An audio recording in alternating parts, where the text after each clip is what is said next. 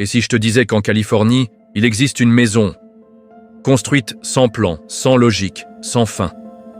Une maison remplie de portes piégées, d'escaliers impossibles, et qu'une femme a passé 40 ans de sa vie à la bâtir, pour échapper à des fantômes.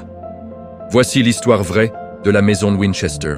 Au cœur de la Californie, dans la ville de San José, se dresse l'une des maisons les plus étranges jamais construites.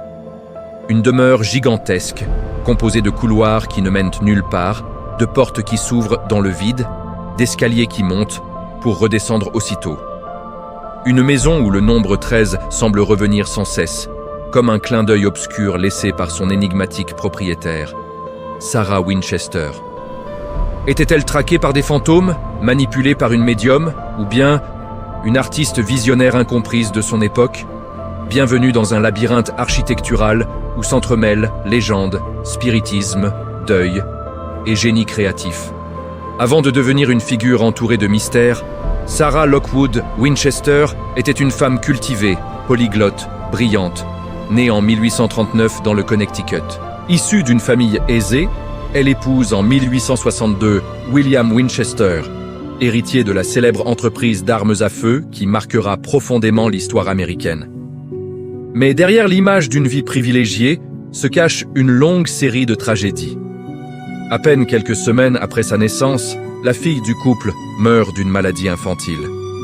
Puis c'est le père de William, puis William lui-même qui succombe, lui à seulement 44 ans, terrassé par la tuberculose. En quelques années, Sarah perd tout ce qui lui est cher, tout en héritant une immense fortune et de 50% des parts de Elec Enterprises, Winchester Repeating Arms Company. Elle est alors l'une des femmes les plus riches du pays, mais aussi profondément seule. Après la mort de son mari, Sarah quitte brutalement la côte Est pour s'installer en Californie. Elle achète un ranch modeste de 8 pièces qu'elle commence à agrandir. À ce moment-là, rien n'a encore de caractère surnaturel. Mais nous sommes à la fin du 19e siècle. Le spiritisme est partout. Dans les salons bourgeois, dans les journaux, dans les spectacles itinérants. On prétend communiquer avec les morts comme on écrirait une lettre. La presse locale, friande d'histoires sensationnelles, s'intéresse rapidement à cette veuve richissime qui, plutôt que de vivre dans l'ombre, se lance dans des travaux sans fin, entourée d'ouvriers jour et nuit. Et petit à petit, une légende se construit. On raconte qu'une médium de Boston lui aurait ordonné de bâtir sans interruption pour échapper à une malédiction. Une malédiction portée par les victimes des célèbres carabines Winchester. Selon cette rumeur, Sarah serait hantée par les milliers d'essames mortes à cause des armes produites par elle, entreprise familiale. La seule manière d'échapper à leur vengeance? Continuer à construire, sans jamais s'arrêter, des couloirs pour les perdre, des pièges architecturaux pour les désorienter, et surtout, un chantier continu, de jour comme de nuit, afin de ne jamais offrir aux esprits un instant de répit. Cette idée fait fantasmer les journalistes. Elle est effrayante, facile à retenir, et parfaite pour alimenter les colonnes du dimanche. Mais Sarah, discrète, ne dément rien. Et cette absence de réponse laissera la légende se propager pendant plus d'un siècle. Lorsque Sarah meurt en 1922, la maison a atteint des proportions démentes. 161 pièces, 17 cheminées, 10 000 fenêtres, des dizaines d'escaliers et d'innombrables portes étranges. Certains escaliers montent sur quelques marches avant de buter contre un plafond. D'autres zigzaguent pour parcourir une hauteur minime, comme si l'on voulait ralentir quelque chose. Ou quelqu'un. Des portes ouvrent littéralement dans le vide, donnant sur l'extérieur 3 mètres au-dessus du sol. Des fenêtres sont placées au ras du plancher. Et partout, des illusions, des recoins, des détours.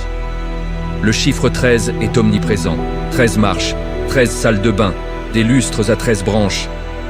On dirait presque un jeu, un code laissé par la propriétaire. Et puis, il y a un autre élément fascinant. Les ouvriers eux-mêmes avaient besoin de cartes pour se repérer.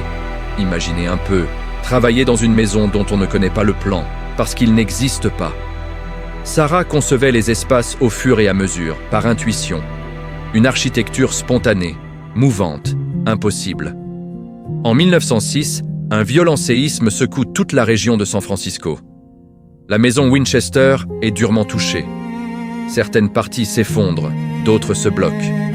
Mais au lieu de réparer les dégâts, Sarah prend une décision radicale. Elle condamne les zones détruites telles quelles. Comme si figer la blessure était, pour elle, une manière d'écrire l'histoire. Ou D. Empêcher les esprits, si elle, on croit à la légende, D. Y accéder. Pendant des décennies, la maison est présentée comme le résultat de la folie d'une femme traumatisée. Mais au XXIe siècle, historiennes et chercheuses revoient cette histoire. Des autrices comme Mary Jo Ignofo remettent complètement en question la version surnaturelle. Selon leurs recherches, Sarah n'était ni folle, ni manipulée par une médium. C'était une femme d'affaires brillante, passionnée d'architecture, qui avait les moyens de réaliser un projet créatif unique. Elle lit beaucoup, voyage, étudie les styles, expérimente. À une époque où les femmes ne sont ni considérées comme architectes, ni comme créatrices, son comportement sort des normes sociales.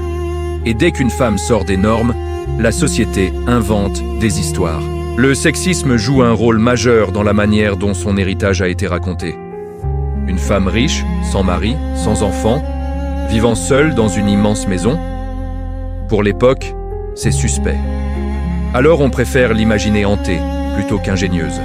Aujourd'hui, lorsqu'on observe la maison Winchester, on la compare à d'autres œuvres visionnaires, les prisons imaginaires de Piranèse, les constructions infinies d'Escher, les tours de Babel des maîtres flamands, ou encore le palais idéal du facteur cheval. Des créations instinctives, presque obsessionnelles, qui défient les règles traditionnelles.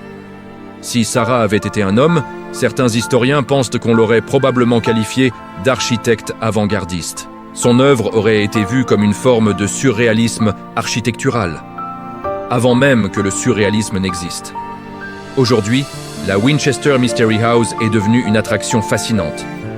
Des films lui sont consacrés, des livres, des documentaires et des expositions contemporaines, comme celle du palais idéal du facteur cheval, présentent Sarah Winchester comme une visionnaire marginalisée.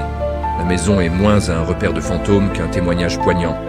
Celui d'une femme libre, riche, inventive, qui a choisi de construire son propre monde, et dont la société a préféré raconter une histoire de folie plutôt qu'une histoire de génie. Alors, qui était vraiment Sarah Winchester, une femme maudite poursuivie par les esprits, une victime du spiritisme, une mécène de l'irrationnel, ou bien une artiste incomprise dont la maison était le chef-d'œuvre, l'expression intime d'un imaginaire débordant? La vérité, peut-être, se situe quelque part entre toutes ces hypothèses. Mais une chose est sûre, plus d'un siècle après sa mort, Sarah Winchester continue de nous intriguer.